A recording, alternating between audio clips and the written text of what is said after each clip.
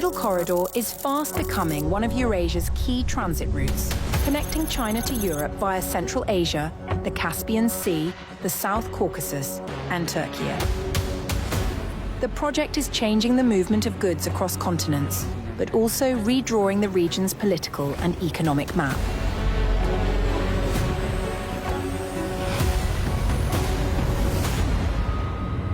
Turkey is one of the central actors along this line. For Ankara, the corridor is about more than logistics. It is a platform for regional engagement, security partnerships, and economic integration within the Turkic world.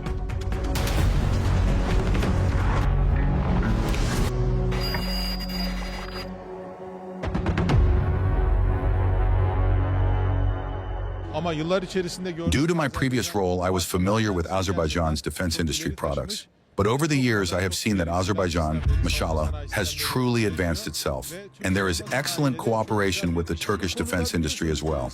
I congratulate Azerbaijan. Regarding the Zangezur corridor, President Aliyev and his team are working very intensively. We are also in close cooperation. Hopefully, we will see progress soon.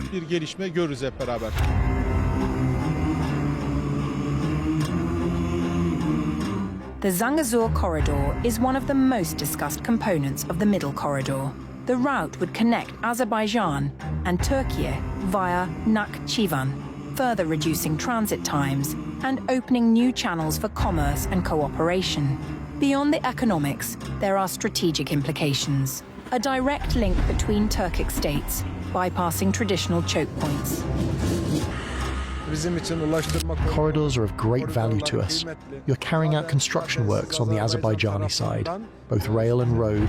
We are also starting works this year on Kars, Ida and Nakhchivan. The loan agreement has been finalized. As for Nakhchivan, this corridor, the Zangezur corridor, remains. Azerbaijan and Armenia are holding the necessary talks. We will also make constructive contributions to this. I believe it will be resolved without much delay. Through the Trans-Caspian International Transport Route, the Middle Corridor offers an alternative to the northern routes via Russia. Trains and cargo from China cross Kazakhstan, pass the Caspian, continue through Azerbaijan and Georgia, and enter Turkey before reaching Europe. The result is a new axis for energy, logistics, and diplomacy. Today it's not just trade routes between continents that are changing, but the flow of power as well. The strategic corridor stretching from Asia to Europe, the Middle Corridor, is no longer just a trade route. It is the main line of a new geopolitical order. And at the center of this line stands a power, Turkey. Energy remains a core driver behind the Middle Corridor's development. For countries along the route, pipelines and transit links are as important as rail and road. The Southern Gas Corridor, starting in Azerbaijan and running through Georgia, Turkey, and into Europe, is a flagship project, delivering Caspian gas to new markets. The project, first of all, covers one of the most important energy projects in the region, which is Southern Gas Corridor, which starts from Azerbaijan, which covers TANAP and TAP, and ends in Italy in Europe. The project belongs to Middle Corridor, and it supplies 16 billion cubic meter natural gas to Europe annually, and 10 billion cubic meter natural gas to Turkey. Also, Azerbaijan's crude oil supply comes with Baku-Tiflis-Ceyhan crude oil pipeline, which ends in Ceyhan. And from Ceyhan port, the Azerbaijani oil sends to the international markets. So there are other opportunities in the region as well. As energy flows west, the region's infrastructure is being upgraded. New investments are expanding transport and pipeline capacity across the Caspian Sea, turning the area into a logistics and energy hub for both regional and European markets. Energy security is also changing, with renewables now a growing part of the mix. Turkey, in particular, has invested heavily in hydropower, wind, solar, and geothermal. Developing renewables both will be beneficial for countries in the Central Asia and for countries in the Europe, for Turkey, and for also the benefit of the environment, because you know that the global agenda has global warming issue, climate change issue, so countries are now focusing on green development, green energy opportunities, green economies. Renewables has to be in the agenda of the countries and their energy mix. The emphasis on green energy reflects both opportunity and necessity. Countries along the Middle Corridor are seeking to diversify their energy sources and reduce environmental risks, with solar, wind, and hydropower projects gathering pace. Efficiency is now as important as capacity. With faster transit times and more flexible policies, as the Middle Corridor develops, it is drawing in a range of interests, both regional and international. The route is not only shorter and more flexible, but is seen as safer than alternatives, particularly in times of crisis. However, its progress is closely watched by neighboring states. The Middle Corridor is much safer, and in terms of time, it is much shorter, much more flexible, and provides a smoother and faster logistics process. However, when this route was first proposed, both the geopolitical context and the planning were different. Today, it should be evaluated through the lens of the Turkic republics. As you know, countries like Iran and Armenia are not in favor of the Middle Corridor becoming operational. They fear that this may lead to certain developments against their interests, affecting their trade or weakening their security. Opposition to the Middle Corridor comes from several directions. For some countries, the route presents competition to established trade patterns and could undermine regional influence. For others, it raises questions about security and balance in the region. Why is this corridor so effective? Because the Turkic world is extremely important. It once existed under the Soviet Union, but after gaining independence, these countries gradually began to build their own paths. Today, because of their energy resources and their rare elements, they are once again at the center of the global agenda. Especially after the Russia-Ukraine war and the emergence of the energy crisis, we have all seen the European Union's increasing engagement with the Turkic world. Georgia, while not a Turkic-speaking state, is an integral link in the chain. Its Black Sea access and political ties with Europe make it both a transit country and a strategic partner. The coordinated efforts of Kazakhstan, Azerbaijan, and Georgia have turned the Middle Corridor into a backbone for economic and geopolitical cooperation. Turkey, however, remains at the center of this network. Behind the quiet strength of Istanbul lies a truth. This city is not just a passageway, but a direction. The Middle Corridor doesn't end here. Here, it becomes a force. With Turkey's defense industry and strategic partnerships, the end of this route is, in fact, the beginning of a new order, a Turkic order. Managing the interests of multiple countries, both inside and outside the corridor, remains one of the main challenges. For the Middle Corridor to succeed, planners and governments will need to keep political and economic risks in check while maintaining momentum on projects and partnerships. There should be a balanced approach in the realization of the Middle Corridor, because it's not the corridor which is interest of the parties that are part of this project, but also it has impact on other countries, regional countries, and other countries that want to have an influence over the region. So there should be a delicate balance in the implementation of this initiative. Otherwise, it makes all these things makes it more complicated to implement it for the regional actors. So this delicate balance between the West and the East should be taken into consideration. The Middle Corridor is not only about trade and energy. Defense and technology cooperation are emerging as pillars of the new regional landscape. Turkey's investments in its defense sector have reshaped both its national priorities and its partnerships within the Turkic world.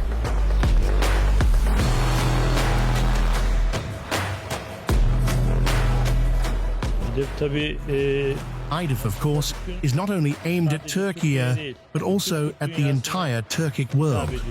This is our pride and honor. Therefore, everyone takes something valuable from it. This is not only about national defense. At the same time, the defense industry has now become a serious economic force. Hopefully, all these products will bring significant economic returns. This will be a major source of revenue, Republic of Turkey.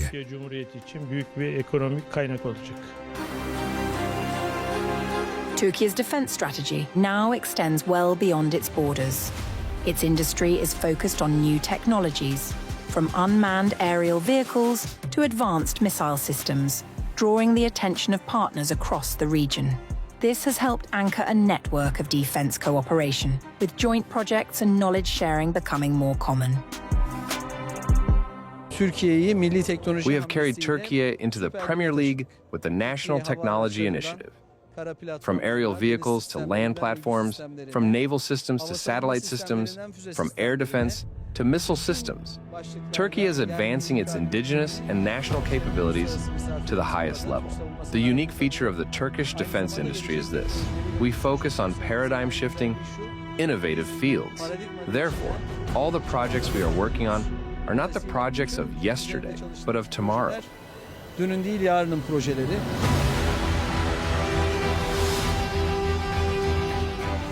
The integration of the Turkic state's defense capabilities is giving rise to new opportunities and greater resilience.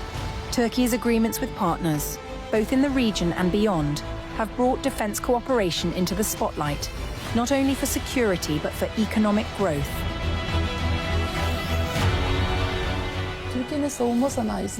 This route, which connects Beijing to London, linking Asia to Europe, has come to the forefront as a safe and fast route. However, if we also consider Turkey's agreements with Libya, Somalia, and Sudan, and the activation of Mersin Port, the Middle Corridor no longer merely connects the Turkic world to Europe. It also opens the way to the African market. In a sense, this is a route that consolidates Turkish influence in the Mediterranean. Thus, when we speak of the Middle Corridor, we are talking about a unity that is stronger than mere state alliances. It is a true Turkic alliance. This will become even stronger in the coming period. Turkey's role as a mediator in the region is also growing. Istanbul has hosted talks between Ukrainian and Russian delegations, providing a platform for discussions on humanitarian issues and conflict resolution.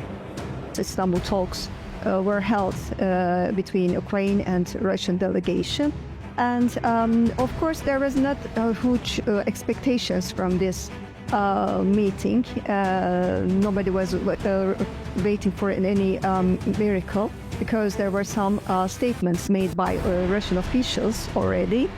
And that's why some steps were taken to continue the humanitarian aspects of this war, like the prisoner swaps, exchange of prisoners, and return of the bodies of the people who died at this war, and return of Ukrainian children to Ukraine.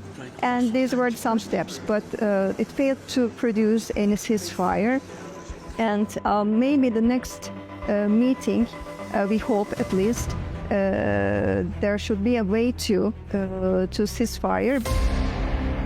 Defense industry cooperation is not limited to regional partners. Ukraine's defense sector, for example, is expanding its international collaborations and seeking to attract new investment and technology partners. We have one of the most flexible and most rapid industry sector. Because of our experience, we have the, unfortunately, huge experience of relocation of the companies, of creation of the companies and the factories from the scratch. And we also provide the information that we can be a reliable partner for our partner countries. We need to continue develop our power and our military industries to be the player on the global market. For the expectation, we'll see. We have our work to do, we have our homework, and we need to focus on what part of job we need to do. We show to the world that if it's a good option right now to start to invest in Ukrainian military sector, to receive the new technologies in future, and to have a strong partner who can be. Right now we are shield of Europe, and we can be a good partner, in military partner for foreign companies.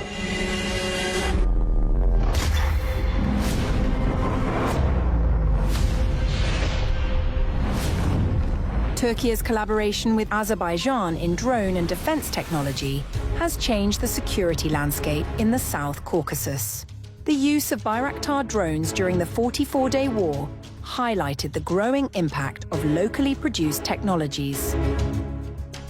I think the Turkish states are reviving their defense establishment and making a big mark in history in the defense world.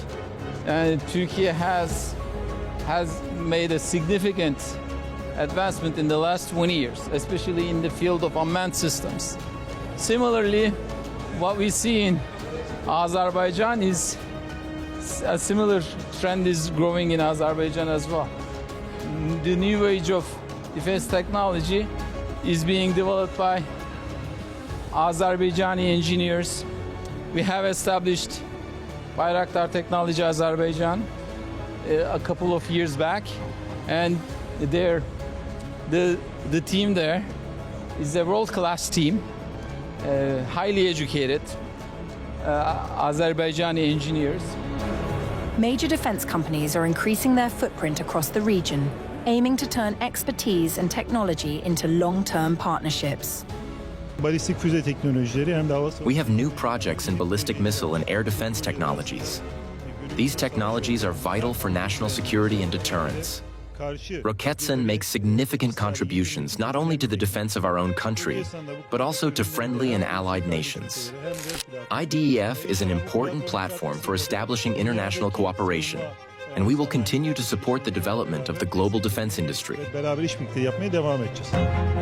The shift towards high-tech defense industries and deeper regional partnerships is strengthening both security and economic ties. For countries along the Middle Corridor, this is now part of a broader push for resilience and shared prosperity. The Middle Corridor continues to develop as a key artery linking East and West. With each new rail connection, pipeline, or trade agreement, the region's influence grows. Turkey's involvement is central, positioned not just as a transit country, but as a driver of cooperation and innovation across multiple sectors. Regional partnerships are evolving. Transport, energy, defense, and technology now move together, shaping the economic and security landscape for years to come. But the corridor's long-term success will depend on sustained cooperation, political will, and the ability to navigate complex regional dynamics.